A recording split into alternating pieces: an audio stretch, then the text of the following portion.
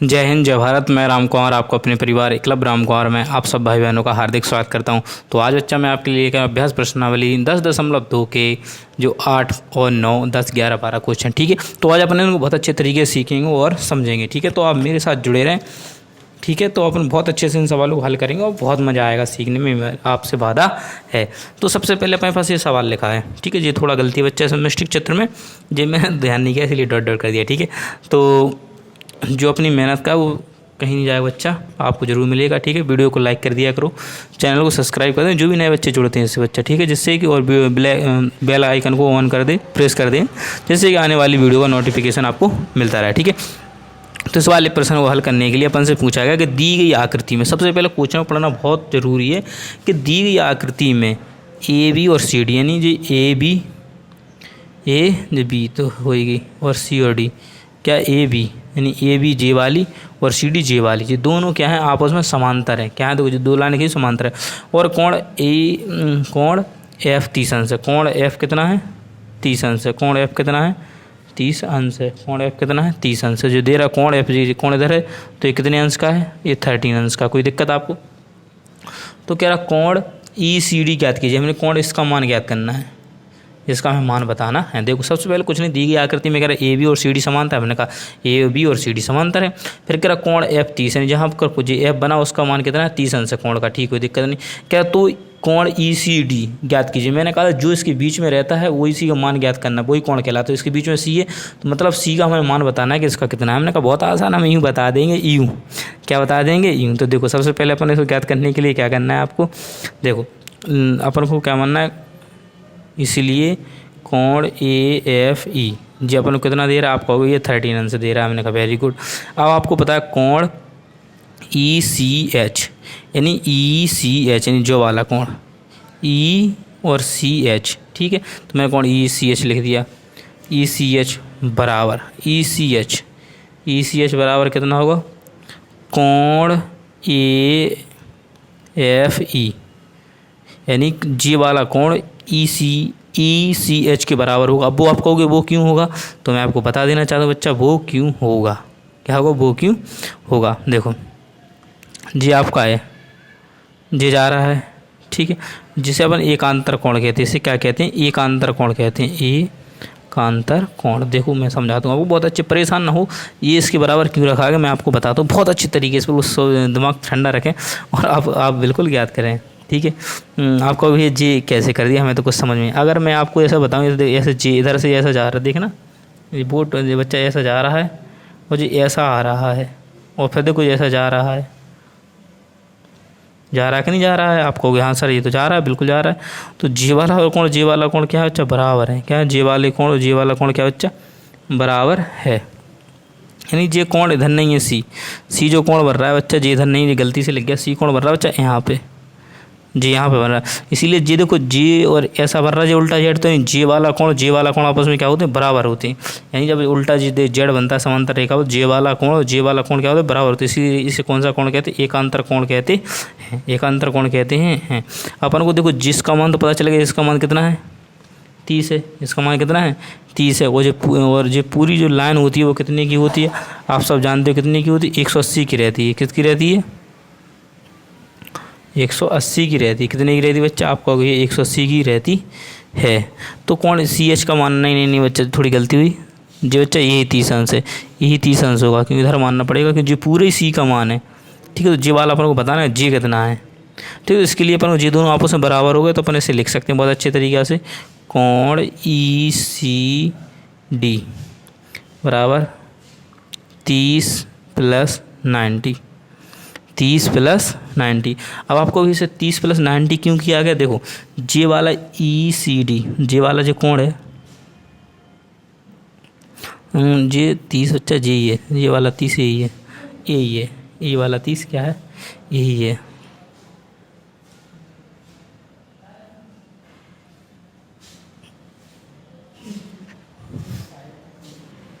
देखो बच्चों, तो यहाँ पर ये 30 ही है, ये थोड़ा मिस्टेक होगा बच्चा, इसको ध्यान से देखें। ये 30 अंश है बच्चा, ठीक है।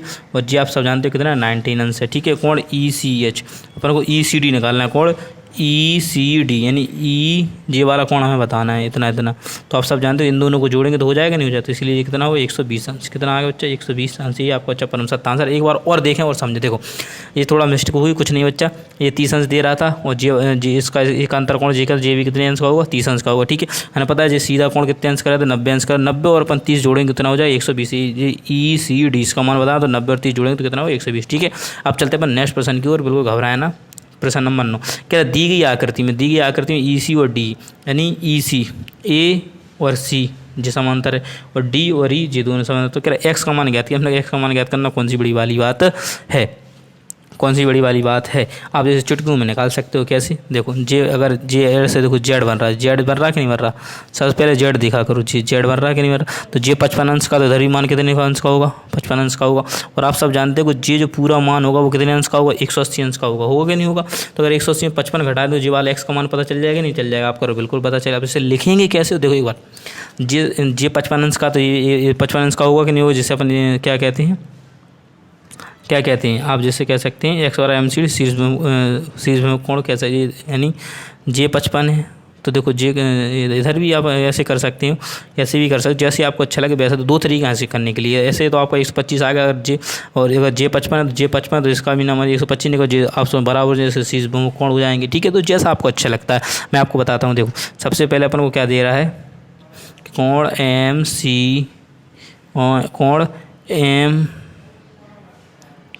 MCD एम कहाँ पर है भैया, यहाँ पर एम जी क्या मान लिया अपन, एम मान लिया था। तो MCD कितना दिया, MCD अपन को दे रहा। अब MCD बराबर निकालना तो अपन को 180 में से अगर इसका मान निकालना है, इस वाले कोण का मान निकालना है।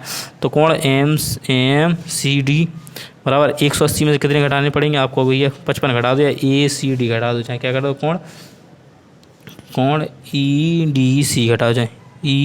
चाहे जे वाला घटा दो चाहे जे वाला घटा। तो कोण पर कौन सा जे वाला 55 पता चलेगा तो अपन लिखेंगे कोण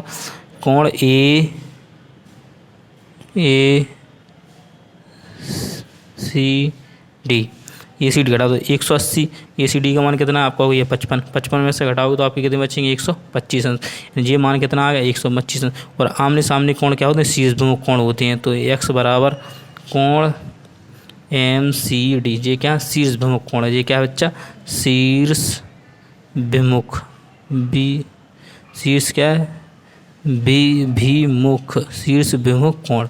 तो शीर्षभिमुख कोण है तो ये MCD बराबर 125। तो x बराबर कितना आ जाएगा 125 अंश आ जाएगा। यही आपका अच्छा परम सत्य आंसर है। कुछ नहीं करना था, कोण MCD बराबर का मान निकालना था, MCD इसका मान निकालना था। तो 180 में से जे 55 है तो जे 55 इसको घटा देंगे अपन तो बन 125 आ जाएगा। तो जे शीर्षभिमुख कोण होते तो x का कितना मान आएगा बच्चा 125। ठीक है, अब चलते हैं नेक्स्ट प्रश्न की ओर। अब आपके सामने प्रश्न नंबर 10 है जो कह रहा है दी गई आकृति में कोण ABC की भुजाएं BA और BC और कोण DEF की क्रमशः भुजाएं ED और EF के समांतर हैं। तो सिद्ध कीजिए कोण ABC कोण DEF बराबर 180 अंश। हमने कहा निकाल लेंगे, कोई सी बड़ी वाली बात है, कौन सी बड़ी वाली बात है, हम तो बहुत अच्छे से निकाल सकते हैं। तो अपन लिखेंगे इसलिए दो कोण अपन को दे रहा है, लेकिन इसलिए ABC प्लस कोण EDC बराबर 180, जिसे अपन कहते हैं अंतःयुग्म कोण। ठीक है, अब ये क्या है, ये जो इधर रखा ये टुकड़ा हम इसको इधर फिट कर सकते हैं। क्या कर सकते हैं, इधर फिट कर सकते हैं। जैसे कि आप इसे महसूस कर लो, क्या कर लो, महसूस कर लो। मैं आपको समझा देता हूँ बच्चा। ठीक है, परंतु अपना जो क्या कोण EDC बराबर कोण DEF क्या है, ये बराबर है। ये समीकरण अपन ने एक माना था, इसको समीकरण अपन ने क्या मान लिया 2। परंतु कोण EDC बराबर क्या है DEF। कोण EDC यानी यानी जो कोण अपन इधर फिट कर देंगे तो कोण EDC हो जाएगा। क्या हो जाएगा EDC। जे कहते हैं किसके बराबर DEF यानी जी किसके बराबर EDC जो कोण बनेगा वो DEF के क्या होगा बच्चा बराबर होगा। तो लिखेंगे समीकरण 2 का मान 1 में रखने पर, 2 का मान 1 में रखने पर क्या है EDC की जगह पर क्या रखना है DEF रखना है। तो ABC प्लस EDC की जगह क्या लिखना है कोण एफ, क्या लिखना है डी ई एफ बराबर कितना 180। ये अपन को क्या करना था, सिद्ध करना था। ये अपना क्या होगा बच्चा, सिद्ध होगा। ये अपन को सिद्ध करना था ऊपर, ये अपन ने सिद्ध कर दिया। इसकी जगह अपन ने ये लिख दिया और ये अपना क्या होगा बच्चा सिद्ध। कुछ नहीं करना था, ये प्रश्न बहुत सरल था। अपन को लिखता है इसलिए ए बी सी और ई डी सी बराबर कितना होता है 180 होता है। यानी ए बी सी का जे मान और ई डी सी का मान जोड़ने पर, इन दोनों के मान जोड़ने पर कितना होता है 180 होता है, जैसे अंतःयुग्म कोण कहते हैं। परंतु कोण ई डी सी बराबर डी ई एफ, ये दोनों आपस में क्या है बराबर हैं। तो इसकी जगह अपन ने क्या लिखा, इसको लिख दिया और जी अपना क्या होगा सिद्ध होगा। ठीक है, अब चल बात कर लेते प्रश्न नंबर 11 की।